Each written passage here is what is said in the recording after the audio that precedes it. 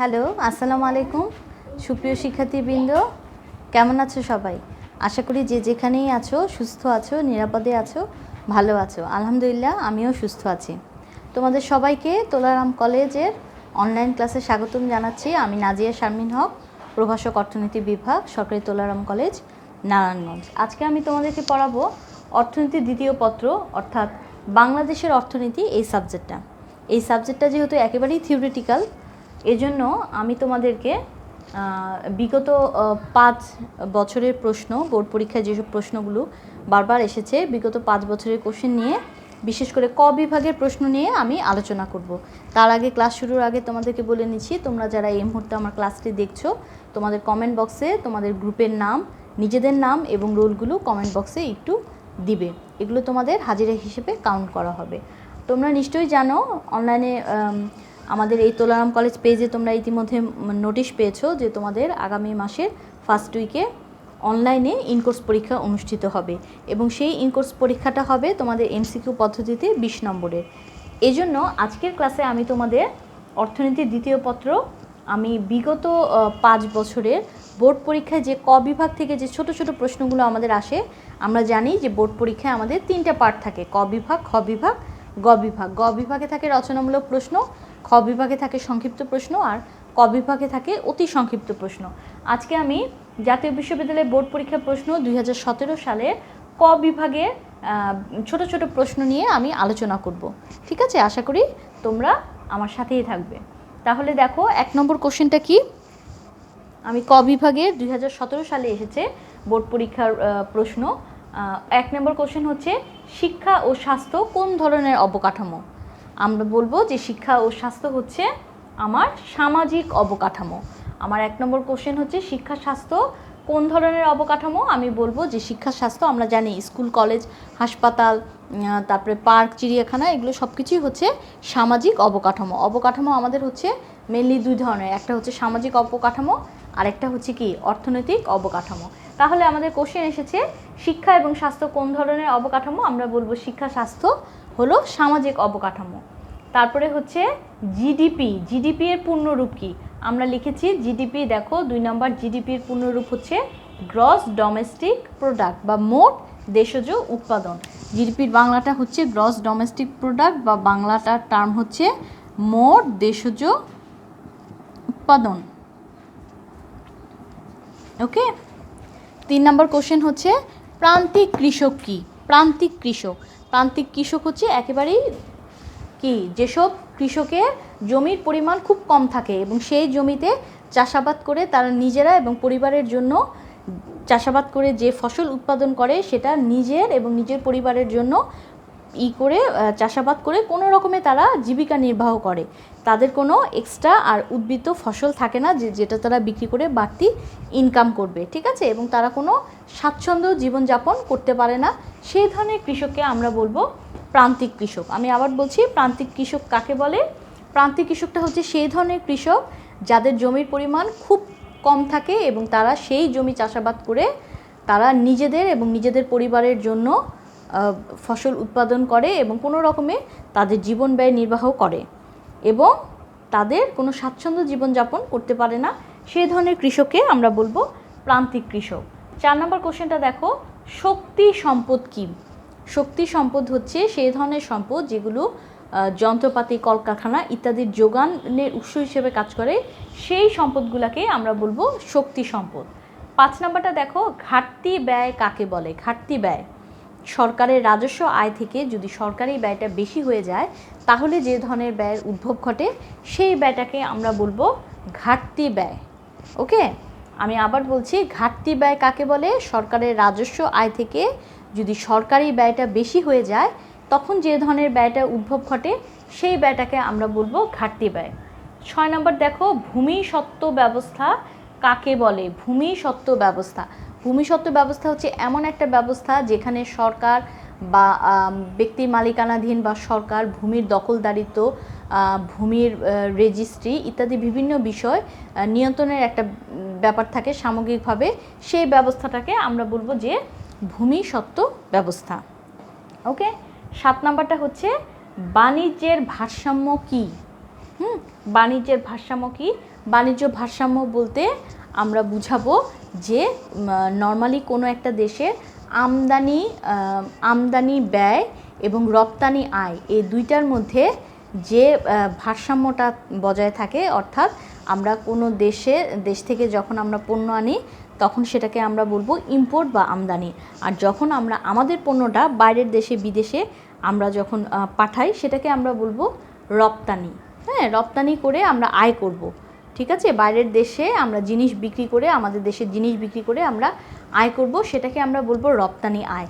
এই বাণিজ্য ভারসাম্যটা হচ্ছে আমদানি ব্যয় এবং রপ্তানি আয় এই দুইটার মধ্যে তুলনা করে আমাদেরকে যে ভারসাম্যটা নির্ণয় করা হয়, সেই ভারসাম্যটাই হচ্ছে আমাদের বাণিজ্যের ভারসাম্য। ওকে, এখানে 7টা কোশ্চেন আমি লিখেছি, আরও বেশ কিছু কোশ্চেন আছে জায়গার স্বল্পতার জন্য আমি লিখতে পারিনি, বাকি কোশ্চেনগুলো আমি লিখে তোমাদের সাথে আলোচনা করে দিচ্ছি।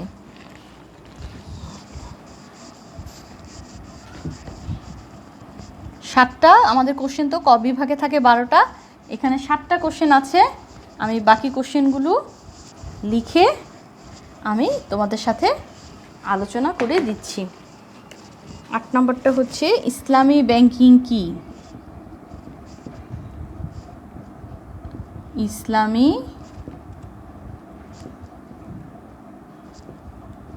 ইসলামী ব্যাংকিং কি?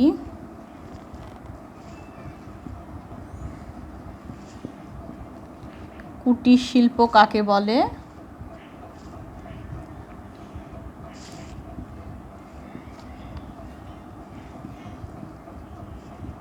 দারিদ্র্যের দুষ্ট চক্রের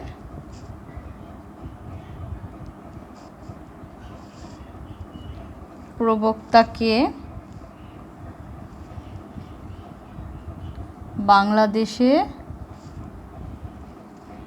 প্রথম পঞ্চবার্ষিকী পরিকল্পনা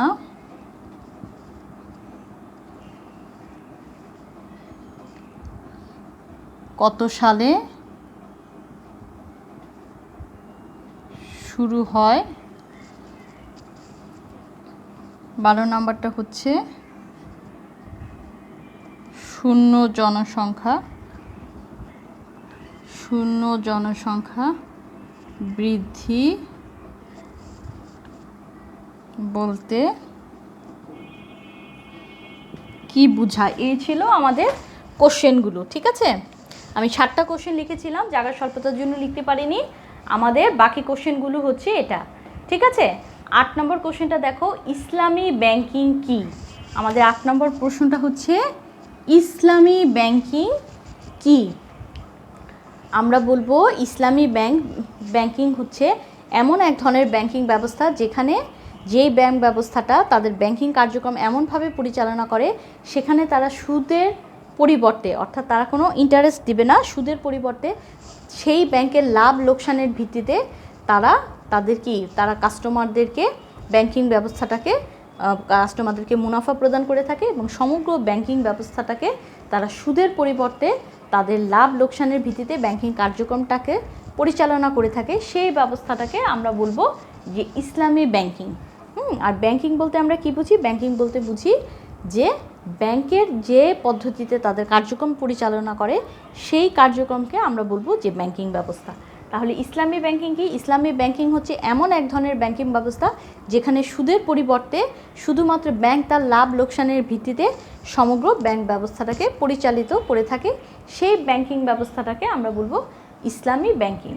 আমাদের 9 নম্বরটা দেখো,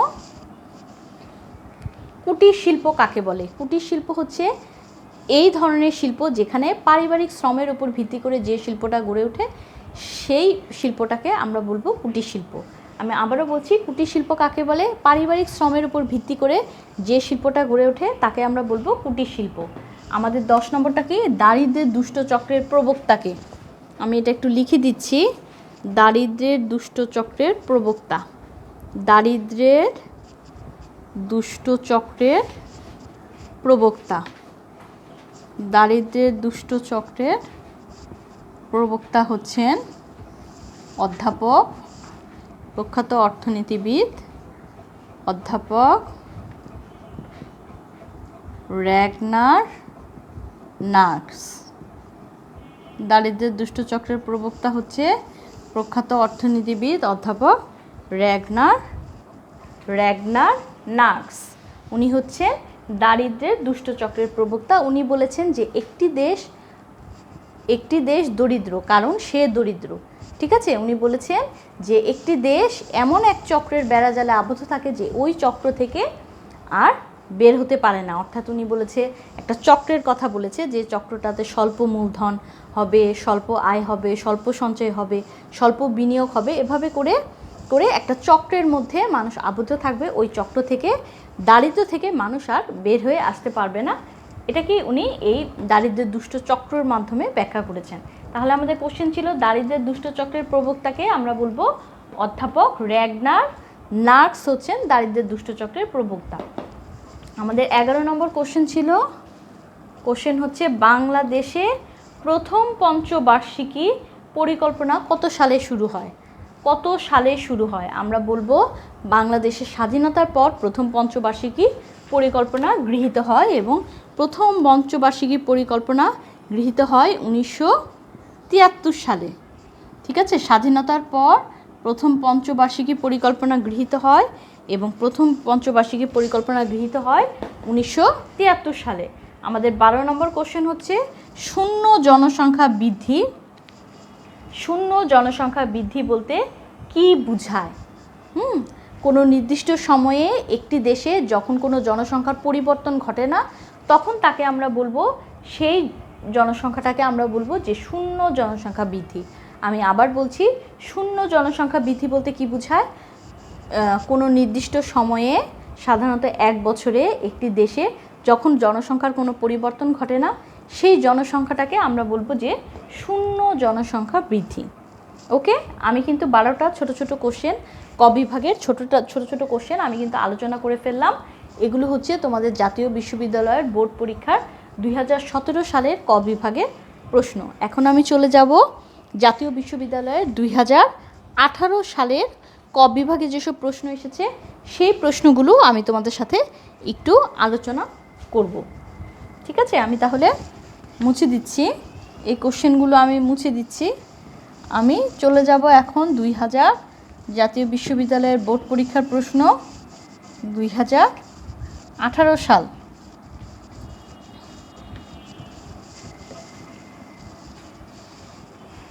জাতীয় বিশ্ববিদ্যালয়ের বোর্ড পরীক্ষার প্রশ্ন 2018।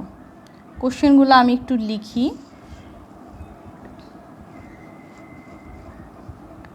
উন্নয়নশীল দেশ কাকে বলে? উন্নয়নশীল দেশ কাকে বলে?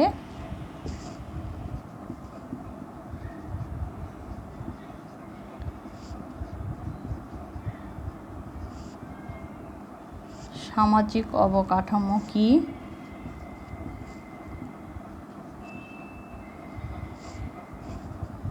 ছদ্মবেশী বেকারত্ব কি?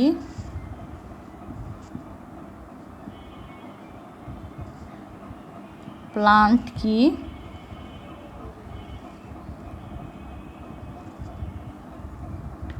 জনসংখ্যার ঘনত্ব কাকে বলে?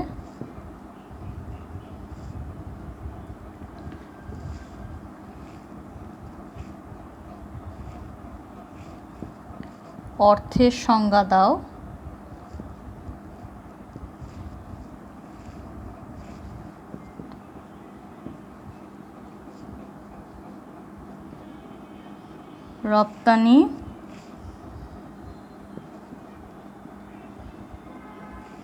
রপ্তানি বাণিজ্যের সংজ্ঞা দাও।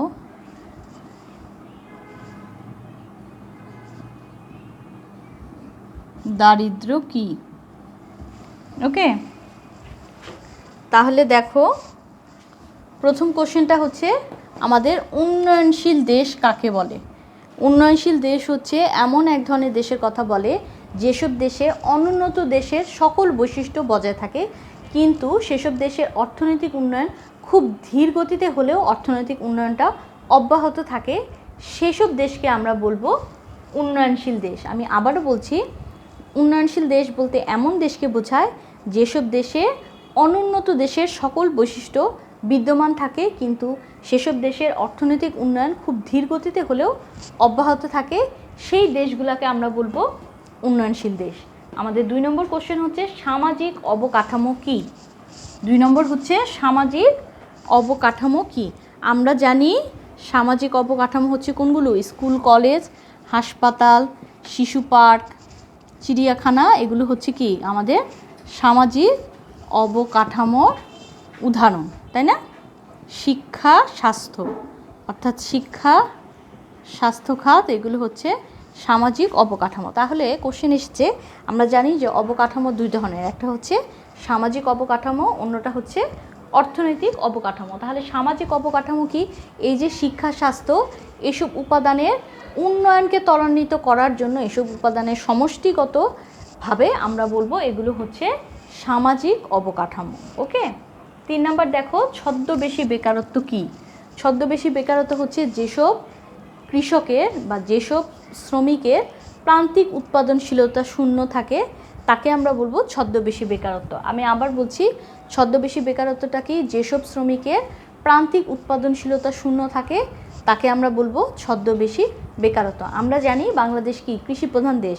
এদেশের 80% মানুষের প্রধান পেশা হচ্ছে কৃষিকাজ, অর্থাৎ তারা সম্পূর্ণভাবে কৃষির উপর নির্ভরশীল। কিন্তু যখন কৃষির কাজ থাকে না, অর্থাৎ কৃষির সিজনটা অফ থাকে, কৃষিকাজ যখন কৃষকদের থাকে না, তখন সেই মানুষগুলো কি পুরোপুরি কর্মহীন হয়ে পড়ে। এই মানুষগুলোকেই যে বেকারত্ব, এই মানুষগুলোকে নিয়ে যে বেকারত্ব সমস্যার সৃষ্টি হয়, এই বেকারত্বটাকেই আমরা বলবো ছদ্মবেশী বেকারত্ব।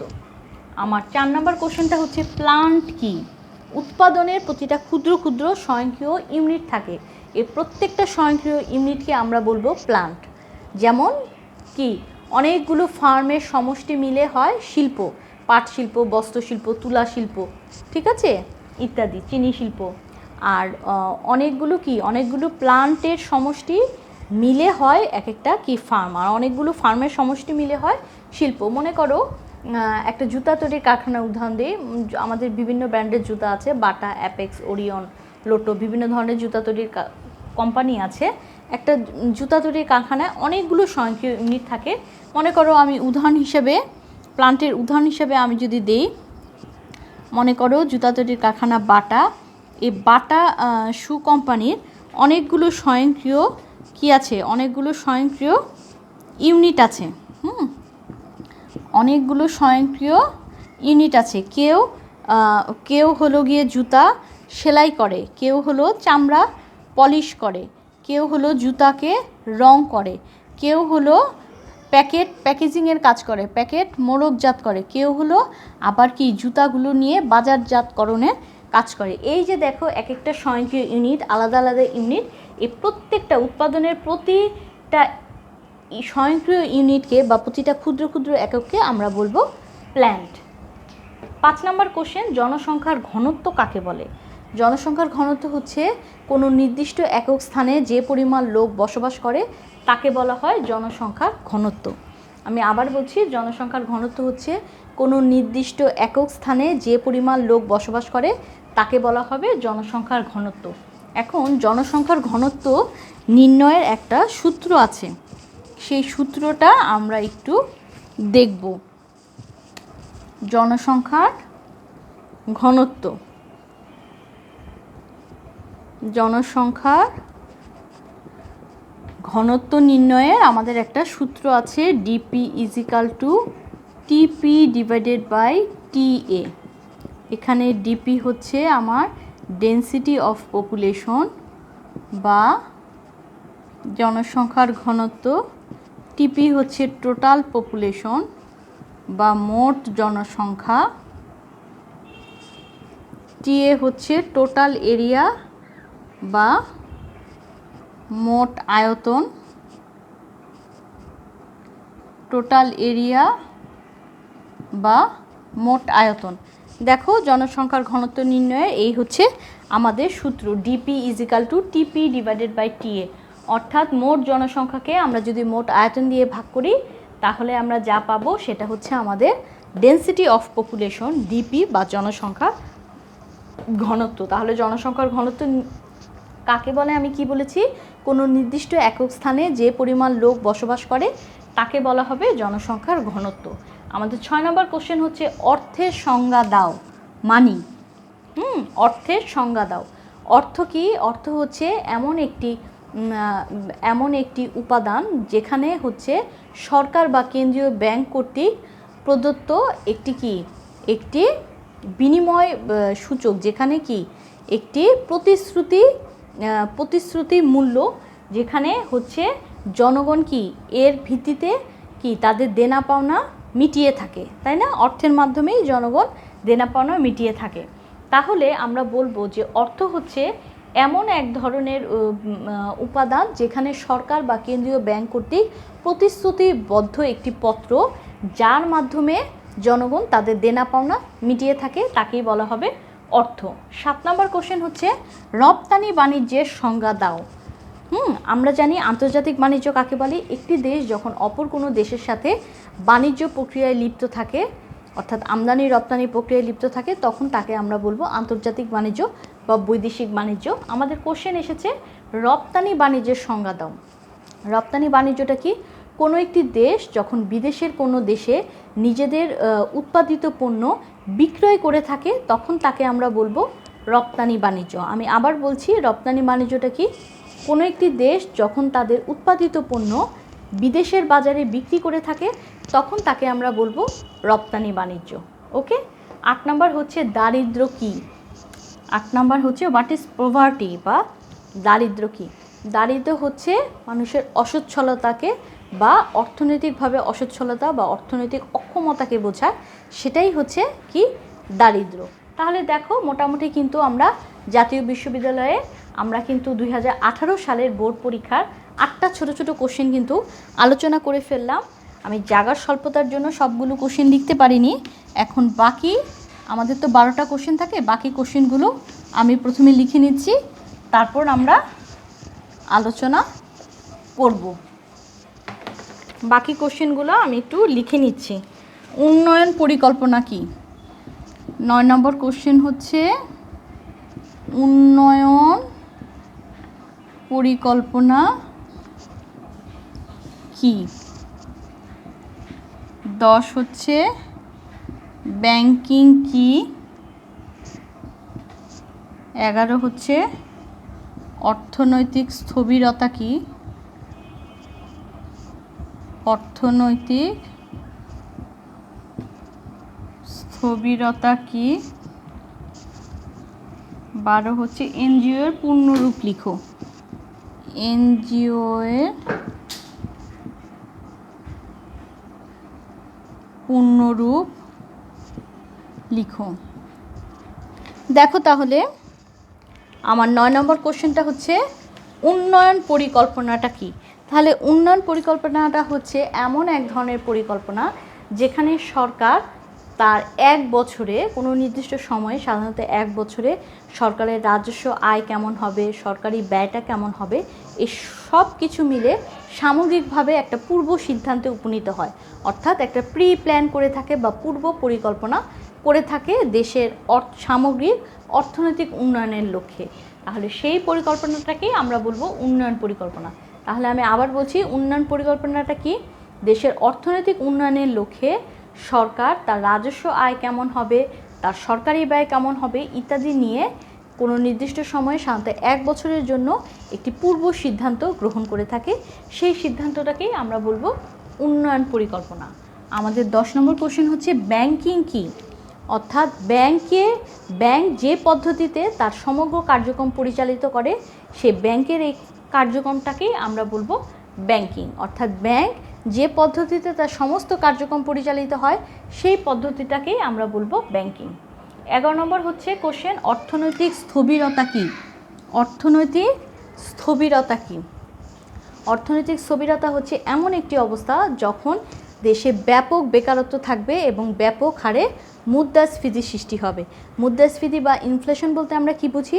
প্রাইস লেভেল বা দামের স্তর বেড়ে যাওয়া, অর্থাৎ দ্রব্যমূল্যের এত ঊর্ধ্বগতি থাকবে যে সাধারণ জনগণের পক্ষে এত বেশি দাম দিয়ে আমাদের জিনিসপত্র ক্রয় ক্ষমতার বাইরে চলে যাবে, সাধারণ মানুষের ক্রয় ক্ষমতার বাইরে চলে যাবে। সেই প্রাইস লেভেলটাকে বেড়ে যাওয়াটাকে আমরা বলবো কি ইনফ্লেশন বা মুদ্রাস্ফীতি।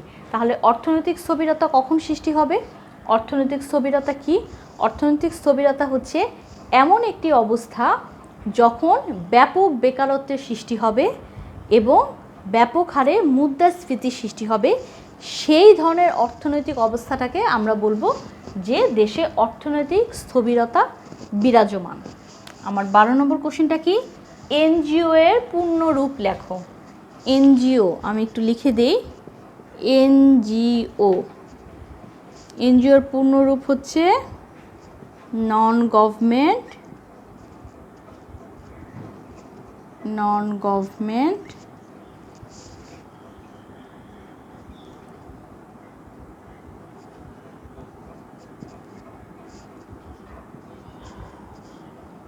যে পূর্ণরূপ হচ্ছে নন গভর্নমেন্ট অর্গানাইজেশন।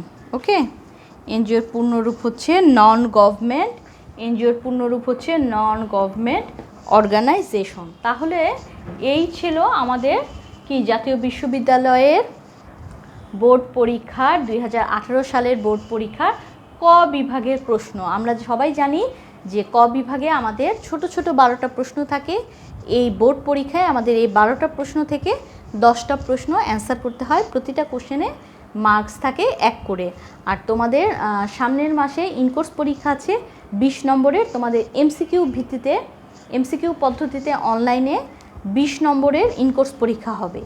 আর যেহেতু তোমাদের ছোট ছোট কোশ্চেন থাকবে এমসিকিউতে, এজন্য আমি তোমাদেরকে সাজেস্ট করব যে তোমরা জাতীয় বিশ্ববিদ্যালয়ের বিগত 5 ইয়ার্সের কোশ্চেনগুলো ক বিভাগের, বিশেষ করে ক বিভাগে যেসব ছোট ছোট প্রশ্ন এসেছে জাতীয় বিশ্ববিদ্যালয়ের বিগত 5 বছরের ক বিভাগের প্রশ্নগুলো একটু সলভ করে ফেলবে। কারণ এগুলো আলটিমেটলি তোমাদের বোর্ড পরীক্ষার জন্য এই কোশ্চেনগুলো তোমাদেরকে সলভ করতেই হবে।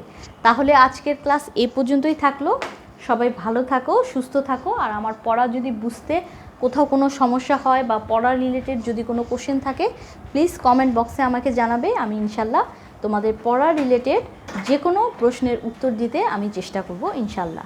তাহলে সবার সুস্থতা কামনা করছি। আজকে তাহলে এ পর্যন্তই থাকলো। পরবর্তী ক্লাসে আমি তোমাদেরকে অন্য কোনো নতুন কোনো টপিকস নিয়ে বা এই প্রিভিয়াস ইয়ারের কোশ্চেন নিয়ে আমি আলোচনা করব। সবাই সুস্থ থাকো, ভালো থাকো, নিজের প্রতি যত্নবান হও এবং পরিবারের সবার প্রতি যত্নশীল হও। আল্লাহ হাফেজ।